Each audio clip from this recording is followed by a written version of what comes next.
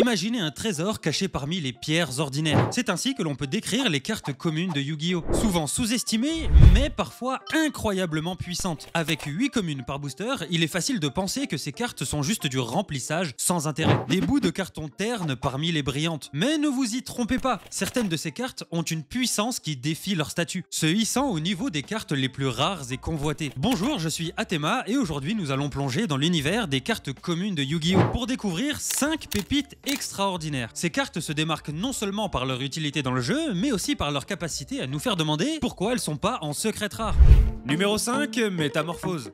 Sortie en 2003 dans le set Pharaonic Guardian, cette carte commune a bouleversé les règles du jeu. Avant Métamorphose, pour invoquer une fusion, fallait se lever tôt. Il fallait plusieurs monstres spécifiques listés sur une fusion, plus une carte polymérisation. Mais Métamorphose a changé la donne. Cette carte normale permet de sacrifier un monstre pour invoquer un monstre fusion de même niveau depuis ton extra deck. Imaginez la scène. Sacrifier une jambe d'Exodia de niveau 1 bien gaze pour invoquer un renoncé aux mille yeux et voler tous les monstres de ton adversaire dans le plus grand des calmes. Cette carte a redéfini l'utilisation de l'extra deck, ou plutôt du fusion deck, parce qu'il y avait que des fusions à l'époque. Au niveau compétitif, Métamorphose était la star, utilisée pour invoquer une grande variété de fusions impressionnantes. Le plus beau, elle pouvait s'intégrer dans n'importe quel style de deck, qu'il soit axé sur le contrôle, l'agressivité, ou même dans les innombrables variantes du deck Chaos. Métamorphose trouvait sa place partout. Mais en 2007, Konami bannit la carte. Pourtant, elle continue de vivre dans le cœur des joueurs. Comment? Grâce au GOAT format, créé en 2015, qui renvoie au jeu de l'été 2005. Dans ce format, le deck GOAT Control avec Métamorphose comme carte clé est dominant. Ce qui est exceptionnel avec Métamorphose, c'est son invitation à la créativité. Bien sûr, les fusions habituelles sont une option, mais rien ne vous empêche d'invoquer la fusion de vos rêves. Par exemple, poser un slime métallique, attendre le prochain tour pour l'invoquer, puis le sacrifier avec Métamorphose pour invoquer un ultime cyberdragon. Avec Métamorphose, tout devient possible. Et Konami n'a pas oublié cette carte légendaire. Ils viennent de sortir la nouvelle Métamorphose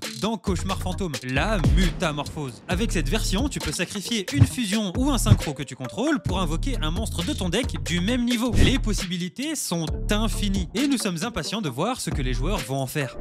Numéro 4, Dino Luther Pankratops. Non, ce n'est pas le rêve d'un gosse, mais bien l'une des communes les plus broken de Yu-Gi-Oh! Dino Luther Pankratops est sorti en 2018 dans Fusion de l'âme, en tant que carte commune. C'est un monstre de type dinosaure de niveau 7, attributaire, avec 2600 points d'attaque. Son effet se lit comme ça. Si ton adversaire contrôle plus de monstres que toi, tu peux invoquer spécialement cette carte depuis ta main, et, effet rapide, tu peux sacrifier un Dino Luther que tu contrôles pour détruire une carte sur le terrain. Cette carte a dominé tout le jeu, et était présente vraiment partout à sa sortie, même là ou encore là. Comme punition, le dino sera limité à une copie un an après sa sortie, ce qui anéantit l'utilité de la carte, en réduisant la probabilité de l'avoir en main de départ à moins de 11%. Mais à quel point cette carte était forte pour se prendre un stop comme ça? Pour ça, revenons en 2005. Une carte du nom de Cyberdragon sort. Une machine de niveau 5 avec 2100 d'attaque qui s'invoque gratuitement, mais seulement si tous les monstres sur le terrain sont contrôlés par l'adversaire. Si vous avez bien écouté l'effet de l'autre dinosaure, vous avez bien compris quelque chose. Pankratops est un cyberdragon dopé aux stéroïdes. En 2018, Pankratops demandait juste à ce que l'adversaire ait plus de monstres que vous pour l'invoquer. Même en étant un simple cogneur, elle peut s'occuper d'un grand nombre de monstres avec ses 2600 points d'attaque. Par exemple, elle peut anéantir Apollousa, une carte lien extrêmement forte qui a pour effet d'augmenter son attaque de 800 fois le nombre de matériaux utilisés et autant de negate. Donc 3 negate et 2400 d'attaque. Cette carte extrêmement forte se fait juste oblitérer par Pankratops et ses 2600 d'attaque que tu vas tout simplement poser gratuitement quand ton adversaire sort Apollousa. Donc imaginons que ton adversaire invoque Apollousa et qu'en plus de ça il utilise une Floodgate, qui est une carte qui génère un effet continu visant à limiter ton champ d'action et tes possibilités. Bref, t'as probablement rien compris à ce que je viens de t'expliquer, mais ça tombe bien, parce que si tu joues Pankratops, tu vas pouvoir balayer Apollousa, la Floodgate et ta migraine après ces explications. Et ce n'est pas tout, Chasseresse du Chaos, Mekabal invoqué ou Loi des Ténèbres, toutes de très bonnes cartes que Pankratops balaye d'un coup de patte. D'ailleurs, la carte a été adoptée dans une grande variété de decks, y compris des decks de haut niveau comme Sky Striker. Elle est particulièrement populaire dans les stratégies visant à jouer second, ou encore son rôle exceptionnel dans le deck Dinosaur, qui est d'ailleurs un très bon deck pour commencer Yu-Gi-Oh! Ok, c'est bien beau de vous parler de cette carte incroyable, mais vous ne pourrez probablement jamais la jouer en compétitif, car cette carte est limitée depuis maintenant 4 ans. Non, en vrai, j'ai menti, Pankratops vient tout juste de revenir à 2 exemplaires pour la nouvelle année. Donc vos nouvelles résolutions pour 2024, ce sera plus de vous mettre au sport, mais de jouer Pankratops. Voilà, c'est comme ça, je vous laisse pas le choix.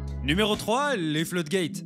Dans la scène stratégique de Yu-Gi-Oh, il existe des cartes qui peuvent complètement renverser le cours d'une partie, transformant un duel en un véritable casse-tête. Nous parlons ici des fameuses Floodgate, ces communes qui exercent un contrôle absolu sur le terrain. Leur puissance réside dans leur capacité à neutraliser, voire à bloquer les actions de l'adversaire. Une stratégie souvent perçue comme casse-couille par de nombreux joueurs. Parmi ces cartes, citons Combat en présence de l'empereur, limitant chaque joueur à un attribut sur le terrain, et Kaiser Colosseum, une carte bannie qui empêchait l'adversaire d'avoir plus de monstres que toi, ou Limiteur d'invocation, autorisant seulement 2 invocations par tour, et Fissure dimensionnelle qui bannit tous les monstres au lieu de les envoyer au cimetière. N'oublions pas Espace de négation, interdisant toute invocation spéciale, qui est bannie depuis des années et le restera. Rivalité des seigneurs de guerre et il ne peut y en avoir qu'un, limite respectivement les attributs et les types de chaque monstre sur le terrain. Enfin, Mur impérial, un piège continu qui interdit le bannissement de cartes. Ces cartes, bien que communes et facilement accessibles, ont été fréquemment touchées par la banlist, témoignant de leur impact significatif sur le jeu. La dernière mise à jour de la banlist, datant du 1er janvier 2024, a vu Konami s'attaquer aux Floodgate récentes, les limitant toutes à un seul exemplaire. Ce changement est une réponse directe aux plaintes des joueurs concernant des decks comme Labyrinthe ou des decks hors méta qui exploitaient ces cartes de manière abusive. Ces cartes ont la réputation de niveler le niveau de jeu par le bas, mettant parfois en question la supériorité du meilleur joueur. Elles obligent aussi les joueurs à inclure des destructeurs de magie piège dans leur side. Les Floodgate, par leur nature même, sont frustrantes. Elles représentent un moyen efficace pour ceux qui cherchent à contrôler le terrain, tout en étant une source de frustration pour ceux qui se retrouvent à leur merci. C'est ce qui fait des Floodgate des cartes aussi insupportables qu'incontournables.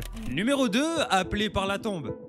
On va maintenant parler de l'anti-entrap ultime, appelé par la tombe. Cette carte, introduite en mai 2018 dans la série principale Flamme de la Destruction, est devenue rapidement un pilier dans les défenses de tous les joueurs de Yu-Gi-Oh! Appelé par la tombe est une magie rapide, donc qui peut se jouer durant le tour de chaque joueur, permettant de bannir un monstre dans le cimetière de l'adversaire. Mais ce n'est pas tout. Tous les monstres qui ont le même nom que le monstre banni voient leurs effets annulés jusqu'à la fin du prochain tour. Imaginez l'impact de cette carte face à des entraps ultra coûteuses comme Ash Blossom, Ghost Ogre ou Ghost Bell. Ces puissante carte à 80 balles l'unité, réduite à néant par une commune valant quelques centimes. L'omniprésence d'Appelé par la tombe dans pratiquement 100% des decks témoigne de son immense valeur stratégique. Chaque joueur se devait de l'inclure en 3 exemplaires pour contrer efficacement les entraps adverses. Cependant, en 2021, Konami décide de limiter la carte, probablement dans le but d'encourager les joueurs à se tourner vers sa nouvelle version, le désignateur de la suppression. Cette dernière, malgré ses promesses, s'avère être bien moins forte et polyvalente. Désignateur de la suppression exige que les joueurs aient dans leur deck les cartes qu'il souhaite contrer, limitant donc grandement sa flexibilité. Malgré cette limitation, Appelé par la tombe est quand même présent dans quasiment tous les decks, même en un seul exemplaire. Sa capacité à neutraliser les entraps adverses avec une telle efficacité en font une carte de premier choix et incontournable. Son histoire illustre parfaitement comment une carte peut devenir un élément clé du jeu, défiant les attentes et les conventions sur la rareté et la valeur dans Yu-Gi-Oh! Et numéro 1, Grenmaju Daiza.